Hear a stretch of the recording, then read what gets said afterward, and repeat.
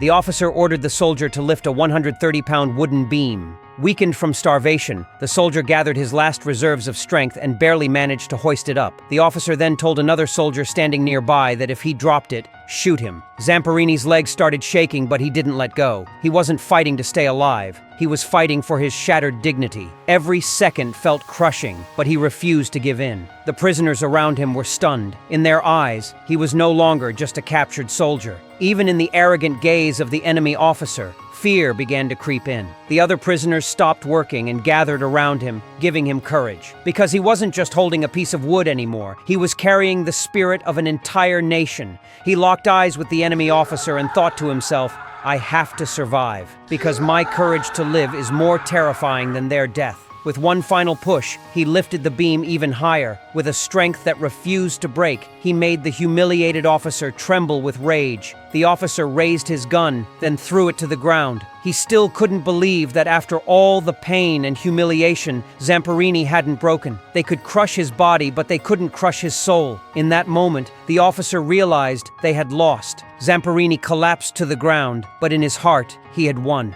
The officer fell to his knees and wept. Days later, the enemy surrendered unconditionally. The prisoners were lined up and told they were being taken to the bay, but everyone knew this was their final march. Just then, the roar of planes filled the sky. The order to fire was called off. Supplies began dropping from above. Hope returned to their faces. They were saved. Zamperini was still injured. He slowly climbed the stairs to the enemy officer's room. He wanted to see what had become of that cruel man, but the officer could no longer face him and fled in shame. Zamperini finally made it home. He dropped to his knees and kissed the ground, then held his family tight, tears streaming down his face.